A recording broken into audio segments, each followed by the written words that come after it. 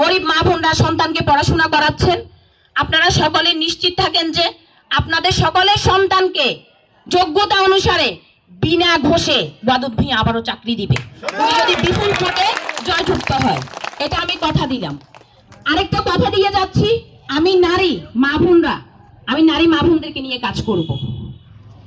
আমার নারী মা বোনদের অনেক কষ্ট থাকে, অনেক কথা থাকে, যেটা পুরুষকে খুলে বলতে পারে না। পারে খুলে বলতে পারে?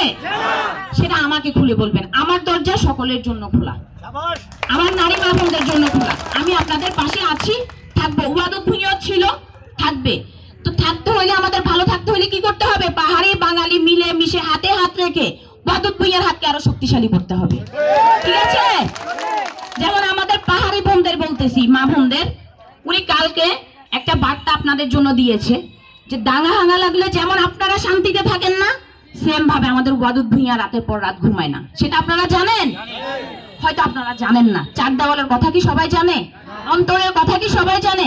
আমি বলতেছি বিদায়, আপনারা জানতেছেন। টানা তৃতীয়বার অর্জন করেছে দেশের সেরা সুপার ব্র্যান্ড স্বীকৃতি বসুন্ধরা টিস্যু। যে উনি কিন্তু আপনারা যখন যেমন শান্তিতে থাকেন না, উনিও রাতের পর রাত লড়াই করে কিভাবে শান্তি আবার আনা যায়। উনি এটাও বলেছেন যে আমাদের পাহাড়ি মা বোনদের উপরে যদি, বাঙালি মা বোনদের উপরে যদি এরকম যদি জুলুম করে, কিছু উগ্রমহল আছে না যে করে, দাঙ্গা হাঙ্গা লাগাইতে আছে না, উনি বলেছে আমি 17 বছর না, আমি ওনাদের পিছনে অনেক বছর ব্যয় করেছি, আমি যতটুকু আমার জীবন আছে ওই সময়টুকু আমি ওনাদের পিছনে ব্যয় করব। উনি এটা বলে দিয়েছে যে আমার নাকে দম থাকা পর্যন্ত আমি এই খাগড়াছড়িতে দাঙ্গা হাঙ্গা লাগতে দিব না। এটা কথা দিয়েছে উনি। বিশ্বাস রাখতে পারেন ওনার উপরে। আপনারা ওনার জন্য সকলে দোয়া করবেন। আপনাদের জন্য দোয়া রইল, আর আপনাদের জন্য আশীর্বাদ রইল। আপনারা সকলে ভালো থাকেন, সুস্থ থাকেন।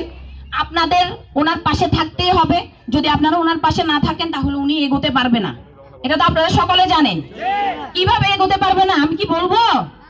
আমরা আওয়ামী লীগ না যে জনগণ লাগবে না আমাদের। আওয়ামী লীগের কোনো জনগণ লাগে নাই। ওনারা জনগণ ছাড়াই এগিয়ে গেছে। ওনারা দিনের ভোট রাতে নিয়েছিল না? ওনাদের কোনো ভোট লাগছে? লাগে নাই। ওনারা একটাই লক্ষ্যে ছিল যে দেশের টাকা কিভাবে আত্মসাৎ করব, কিভাবে আমরা বিদেশে থাকবো, বিদেশে বাড়ি করব,